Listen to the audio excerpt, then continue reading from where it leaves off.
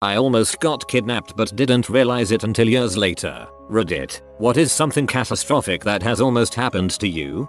Finding out from an auntie from my dad's side that my parents were going to let my mum's sister and husband adopt me as a baby because they were childless for a long time. If the transaction happened, it would have been kept a secret. Thank goodness it never happened. The woman is a nutcase and the husband ended up divorcing her after they had a son. Their kid grew up whacked and feral, and my parents became his guardian. The poor kid didn't even know how to wipe his butt and had to be spoon-fed at age 10. This isn't something catastrophic that happened to me, but still interesting. I'm 16 years old, and last year when I was walking home from school, I saw two little kids that couldn't be older than 9 were walking home a little bit in front of me. I assumed they were brother and sister. Anyway, me being so much bigger with longer legs, I eventually started to catch up to them, and right when I was about to turn off into my street, I noticed a car pulled up next to them and asked them to get in. My heart stopped when I heard the older one say, "But mister, we don't know you." After that I kept walking towards them and screamed out Lucy, Mark, because I didn't know their actual names, and they both looked at me. I ran up and said, "Guys, don't run off on me like that. Stay close." I pretended like I didn't see the car pulled up next to them and walked with them until the car drove off. They asked me who I was, but I just kept telling them to be quiet until the man goes away. When the guy left, I told them not to talk to strangers and walked them home. I explained to their parents what happened, and I don't think I've ever seen more grateful parents. First, let it be known that I have a gift curse where people feel like they can tell me their life story. Strangers, especially. I rode the city bus from a ghetto part of town to Homelessville, where I had to transfer to home. There were a few regulars, but every now and then there'd be someone new and inevitably they'd sit next to me. I was at the transfer bus stop with 3 other people. An old man who spoke no English, so I'd never spoken to, this twitchy gangbanger who had gotten on the first bus a few stops after I did. Then there was a man in a suit. He looked like the love child of successful black guy in the rock. He sat next to me and started a conversation. I don't remember what exactly it was, but something about his line of questioning creeped me out. On the surface it wasn't anything like "What color are your panties, little girl?" and aside from sitting while I too close, he didn't try to touch me. Maybe I was just too wary of strangers, but I just didn't want to talk to him and I hoped he got onto another bus. However, I was raised to be polite and couldn't think of a way to tell this guy to please stop talking to me. Then twitchy gangbanger plops down next to me on my other side.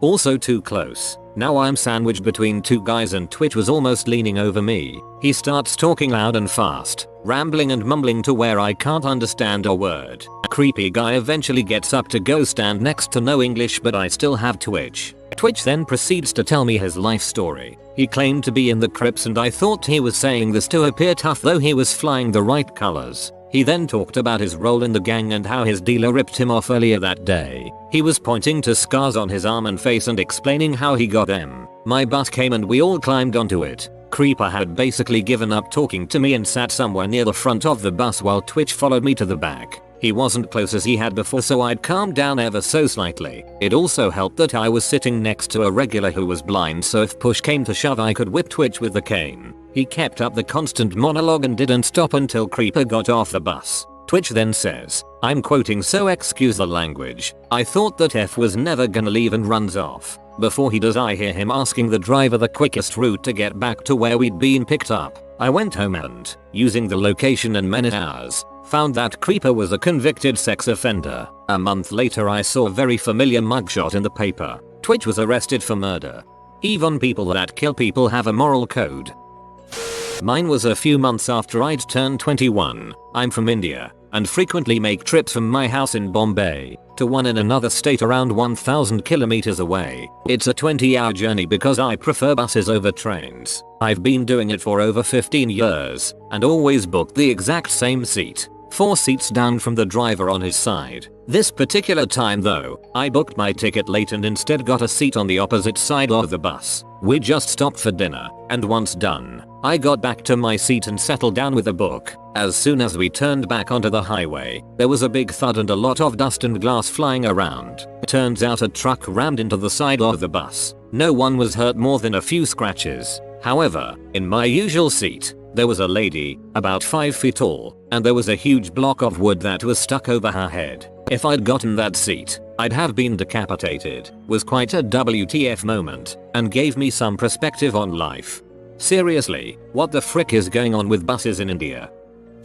When I was about 7 years old, my twin, an older brother, and I had gone with a family friend to go to his mother's house. This was nothing out of the ordinary as we had gone with this man on several such occasions prior. We were living somewhere in Nevada at the time. The California border. He had asked my parents if it was okay for him to take the three of us for a visit, and my parents said yes. I'm not really sure at what time we left, but we never made it to his mother's house. I was looking forward to seeing her cat again. We drove for hours, my brother, sister and I in the back seat. This man didn't stop to let us out for a bathroom break, and he didn't have anything other than beer for us to drink, and he was drinking as well. After another hour or so of driving, he got pulled over. He told us not to say anything to the officers. They approached his vehicle and could smell the beer coming off of him in waves. They noticed us in the backseat and asked if we were his. He of course said yes. The officers didn't believe him. Thank God. They asked him to step out of the car and placed him under arrest. He fought them the entire time until they had clubbed him into submission just to get him into the back of the cruiser. Another CHP showed up and took us with him to a foster home where we stayed until our parents could come to pick us up later. It wasn't until 15 years later that I had learned that the man had pedophilic intentions with the three of us. I never thought anything of the fact that he didn't bring another of my brothers with us. When the officers asked him why that was, he simply replied that the other brother would have talked. I was looking forward to seeing her cat again. Forever a Redditor. I was born in Boynton Beach, FL, and spent my first few years in a home that skirted some really rough neighborhoods. Though the houses on my street were mostly low income and minority families who were just trying to raise their kids, occasionally we'd have some break-ins or gang fights overflow into our community. For a span of a few years we had a crack-addicted homeless man who would hit our neighborhood for easily pawnable goods to support his habit. The cops always knew it was him, would lock him up for a few months, and then when released he'd be at it again. I was really young, just under 3 years old the night he broke into our house for the second time. He woke me up as he was shining a flashlight into my bedroom window looking for an easy way in, and Moy, being the headstrong toddler that I was, got up to investigate the policeman's flashlight, as I later told my mom. Apparently I must have scared the crap out of him when I sleepily greeted him as he came in through our kitchen window, because he abandoned all intention of robbing our home and instead picked me up to rock and soothe me back to sleep, laid me down on our living room couch, and hightailed it through our rear door. I had forgotten the whole incident completely by the time my mom retold me the story later in life, and initially was freaked out by my 3-year-old description of the scary man with the long fingernails. However, I look back at it now with a level of humility. It could have been someone else much meaner and a far more tragic situation. This man, who was bottom of the totem pole by most societal standards, addict, homeless, petty theft, was still a human being who chose to be gentle with a child. In some ways it restored my faith in humanity. In a strange way, this is the nicest story in this thread. He just wanted drug money, but he wasn't a complete degenerate. I was driving down a country road at night. I saw a dazing sign and decided to slow down significantly for the upcoming blind corner. Came around the corner going about 20 km/h as opposed to the 80 km/h posted limit. In the middle of the fricking road is some idiot walking and wheeling his bicycle. I stopped about 3 inches shy of hitting him. If I had been doing 80 I would have had to dig a grave. I love how you go right past would have had to call the cops, fill out lots of paperwork, right to dig a grave. LOL. Sort of similar situation. When I was in kindergarten, a man I didn't recognize came to walk me home. Being as stupid as I was, I grabbed my bags and went with him. I'm not sure how, but he even knew my name, I think. We chatted and he walked me home, and as I walked through the doors my parents ran to me. Turns out they were looking for me everywhere, thinking I had been kidnapped. My teacher had told them that I left with a man claiming to be a relative. To this day, nobody knows who the man was that walked me home. Well, it appears he actually wanted to walk you home. When I was around 9 I went roller skating with my older friends who were around 12 years old. We had just skated out of our neighborhood area when I realized that I forgot something. So I skated home, which was literally 2 minutes away, got whatever and headed back. I find out that my two friends had crossed this small road while I was gone and had gotten hit by a driver who ran the red light. It was a hit and run. It was especially sad because one was a long-time ballet dancer and she was never able to recover from it. Wow, that's still pretty traumatic. I'm glad nobody died.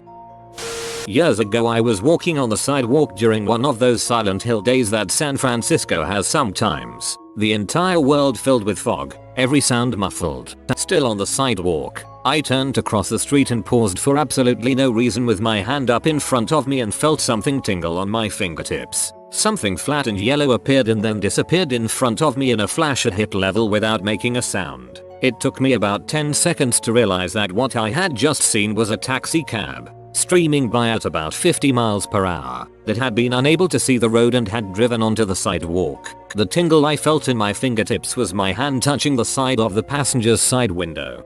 I don't always get lucky, but when I do, I almost die.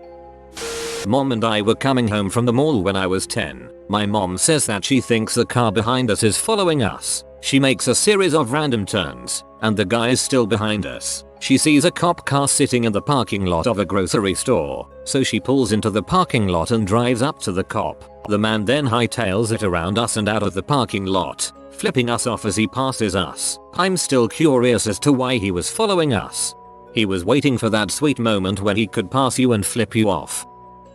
When I was about 3 or 4 years old, I was watching TV in the basement with my dad while my mom was out with her friends. We heard the door open upstairs and someone walking around. My dad told me to go upstairs and say hi to my mom, and being lazy, I refused. A few hours later my mom did come home and she asked my dad if he had moved some of the stuff in our house, because it was missing. We had been robbed. If I hadn't been so lazy, I would have gone upstairs and that guy might have taken me too. He also might have seen that someone was home and fled, but the other option is really scary to think about.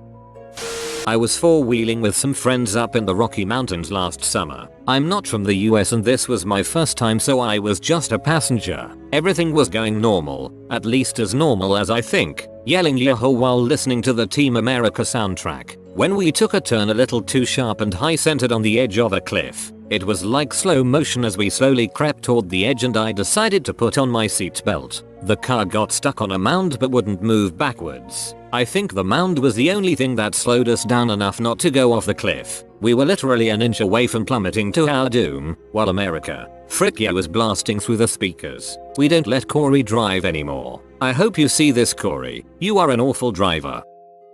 I was 19 years old, traveling by car alone through some pretty isolated small towns. No cell phone. My trip was about 9 hours, and when you drive for that long you end up driving with the same traffic for a while. There was a truck that had passed me and then slowed down to the point where I passed it over and over. I was a little annoyed, but other than that didn't think too much of it. When I pulled over into a small gas station, it pulled over behind me, but didn't drive up to a pump. As I stood there while the gas pump ran, I noticed a man in the truck watching me, but didn't return the stare. I went into the shop to pay for my gas. As the cashier was putting my payment through, he looked surprised at something behind me. I turned around and my body felt like it could jump out of my skin. The man from the truck was standing close behind me, close enough to touch me by bowing his head. He didn't move, just stared. I walked around him and went to the restroom. I locked the door to the restroom as well as the stall door. When I opened the door he was standing there, waiting. As I walked to my car, he followed me. I stood at my locked car, keys in hand, looking at the man, who was just a few feet behind me, in the reflection in the window. We stood there like that, him staring and me waiting to unlock my door. I was afraid that if I unlocked the door he'd do something crazy like push me in and take off. What was probably almost a full minute later, he slowly walked around to the front of my car and said, "You be careful out there," before getting back into his truck. I got in my car, locked the door and waited. He didn't move his truck to pull out until I moved my car. I got ready to pull out back onto the highway, waited until a chain of a few big slow logging trucks were about to pass, then pulled out quickly in front of them, nearly cutting them off, before gunning my poor little car's engine to speeds it had never before been and has never been since. I hoped that I would run into police and get pulled over, but I did not. This was near a piece of highway where women have gone missing along it. Didn't happen to me, but my mom. She was a college student in the 70s in Oregon walking out to her car late one night. A handsome brown-haired man comes up and starts talking to her while she's walking out. At first he was very polite, then he began to seem more aggressive, creepy, and making her more and more nervous. She starts yelling. A car comes into the parking lot, so she takes the opportunity and runs to her car. A couple years later she sees Ted Bundy on the news and swears it was him that night. 1/5 through this story I had a feeling it was Bundy. When I was very young, probably 1-2, my biological father hired someone to kill my mother and I so that he could leave the country. We lived in Europe, and you couldn't just leave without your wife, kids, and he didn't want to pay alimony. Fortunately, my biological father lied to the guy to convince him to do it and said that my mother was awful and that I was a brat. The would-be murderer saw us in a park and decided to warn my mother at a party he knew they'd both be at later on. I wandered away from my mother briefly at an outdoor market and this middle-aged, heavy-set guy grabbed me with no warning and tried to drag me into his van 10 feet away. I was a scrawny kid, so it almost worked, too. Screamed my head off for help. He took off running. For years I thought that this was just something that happened to most kids. Fricked me up a bit when I realized just how close I came to being kidnapped. I think some parents refuse to imagine something bad happening to their kids and would prefer to call their kid a liar than accept something horrible could have happened to their child. A friend of mine was abused and her mom thinks she made it up and will likely never believe her. Her younger sister had a stalker and the mom again said she made up the story. Crazy mom.